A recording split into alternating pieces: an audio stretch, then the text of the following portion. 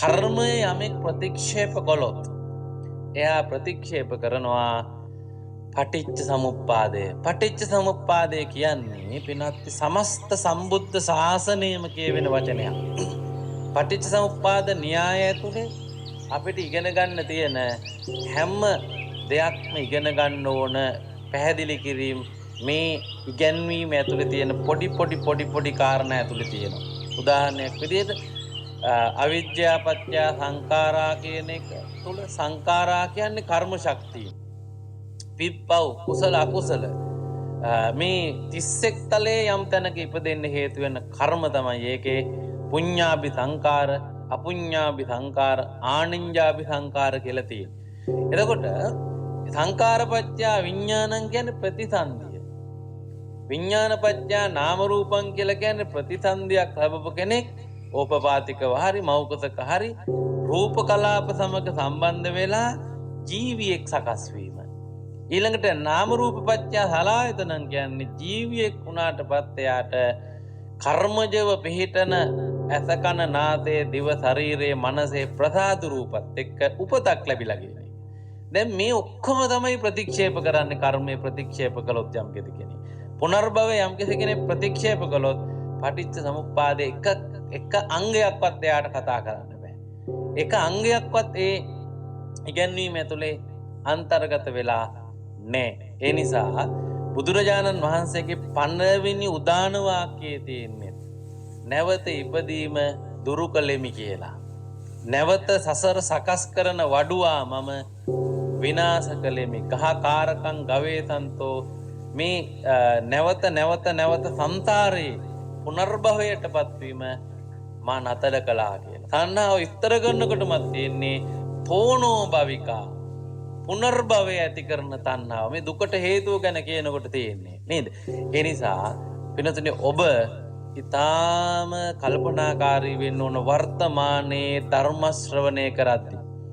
ධර්මයේ ඇතුලේ තියෙන විවිධ ජන සමූහයා රැස් වෙන සමහර විට මහා ප්‍රසිද්ධියක් තියෙන මේවා ඇතුලේ බණ අහනකොට ඒ ප්‍රසිද්ධ වීමම කියන කාරණාව මත පදනම්ව පමණක් ඔබ ධර්ම කරුණු පිළිගන්න යන්න එපා. බුදුරජාණන් වහන්සේ පරිනිබ්බාන සූත්‍රයේ මහා උපදේශ 4 ඇතුළේදී පැහැදිලි කළා මා ඉද්දිත් මගෙන් ඇහුවා කියලා මම නොකියපුවා කියපු මගේ ගෝලියෝ ශ්‍රාවකයෝ ඉඳලා තියෙනවා. ඒ නිසා ඔබ මා පිරිනුවම් පෑවට පස්සේ මම දේශනා කරපු ධර්මයක්මද මේ කියන්නේ කියලා හොයන්න තියෙන එකම ක්‍රමය තමයි සුත්තේ ඕතාරේ තබ්බානි විනයේ සංසන්දිතබ්බානි. එක්ක විනය පිටකයේ සසඳා බලන්න එවැනි කරුණක් එම වචන වලින්ම නැතත් එම වාක්‍යයෙන්ම නැතත් එකට ගැළපෙන එකක් මං කියලා තියෙනවා. බුදුහාරමේ දේශනා කළා. එහෙම නැත්නම් සුත්තේ ඕතාරේ තබ්බා. මම දේශනා කරන්න ඕන ඔක්කොම දේශනාවන් දේශනා කළ තියෙන සූත්‍රවල ඒ දේශනාවන් සියල්ල ආනන්ද ස්වාමීන් වහන්සේ ධර්ම භාණ්ඩාගාරික හැටියට මතක තියාගෙන පනි සංගායනාවේදී පැවැත්ම වෙනුවෙන් සංගායනා කළා. ඒක මතකයෙන් පස්සේ ලිඛිතව දැන් ඩිජිටලුත් වෙලා අපිට මේ ත්‍රිපිටකයේ බුද්ධ භාෂිතය ඒවා පිළිබඳ අටුවා කියන්නේ බුද්ධ කාලීන සහ ඒ ආසන්න සමකාලීන අරිහතුන් වහන්සේලා ඇතුළු එකල හිටපු ඒ පිළිබඳ විශේෂඥවරුන් ඒ දේශනාවලට දීපු නිර්වචන අර්ථකථන අටුවා කියලා කියන එක එහෙම ඒවා. ඉතින් ඒ නිසා පින්වත් ඔබ හැම කෙනෙක්ම යම් දේශනාවක් අහනකොට එම දේශනාව ඊටාම හොඳින් කල්පනා කරන්න ඕන මේක බුදුහාමුදුරුවෝ දේශනා කළාද? බුදුරජාණන් වහන්සේ දේශනා කළ තියෙන්නේ මෙහෙමද? මෙහෙම දේශනා කරලා තියෙන කරුණක්ද මේ පැහැදිලි කරන්න කියලා ඔබට කාලාම සූත්‍රයේ උපදෙස් දෙනවා.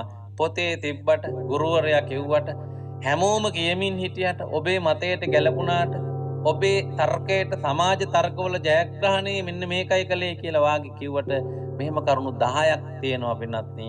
ඒ 10 කරුණෙන්ම කියන්නේ ඔබ හොඳ විමර්ශකයෙක් විය යුතු බව. නැත්නම් මොකද වෙන්නේ? කවුරු හරි කෙනෙක් මේ මරණයන් මැත්තේ මොකක් වුණාට මොකද කියන එක පිළිගත්තොත් එහෙම එයා මිත්‍යා දෘෂ්ටික වෙන්නේ. එයා කර්මය තමයි පිළිගන්නේ නැති වෙන්න පටන් ගන්නෙ. මරණින් මත්තේ මොනවත් වෙනවද කියන එක මට අදාළ නෑ වාගේ නම් පින්නතුන්ට හිතෙන්නේ මේ බණක් අහලා මේ හිතුනොත් එහෙම වැරදි කරුණක් තේරිලා ඔබ අර සත්‍යාස්ත්‍රවරුන් අතර හිටපු අකිරියවාදීන් වාගේ වෙනවා. එයාගේ සමහරක් කිව්වා ගංගානම් නදිය ඉහළ කෙළවරේ ඉඳලා පහළ කෙළවරට යනකම් අහුවෙන කෙනා මරමරා ගියත් පව් සිද්ධ වෙන එක්කුත් නෑ. ඒ පහළ කෙළවරේ සිට උඩ කෙළවරට යනකම් දන් පැටවල් පවත්වමින් දන් දෙමින් කියලා ගියත් සිද්ධ වෙන පිනකුත් නෑ කියලා. හරි මේ දෙක පිළි නොගත්තාම සමාද සදාචාරය විනාශ වෙනවා. ඇයි? කර්මය පින්පව් හොඳ නරක සදාචාරය නිර්මාණය කරන්න බලපාපු හොඳ ආධ්‍යාත්මික සංකල්පනාව. ඒක නැති වෙච්ච ගමන් සමාජය ඇතුලේ හොඳ නරක කියලා එකක් වෙනුවෙන් අපේ සංවරකමක් වෙනම නැයි. මොකුත් වෙන්නේ උනත් අදාළත් නෑ කියලා හිතෙනවනේ.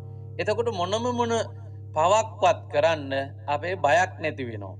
දැන් අපි කර්මයට බය නිසා සංසාර ජීවිතේ අපි දුක් විඳින්න අකමැති නිසා සුඛකාමානි භූතානීනි මේ ලෝකේ ඉන්න සියලු සත්වය සැප කැමැත්තෝ නිසා තමාට දුක උරුම විය හැකි අල්ප වූ දෙයක්වත් සිදු නොකරන්න ඔබ වග බලා ගන්න.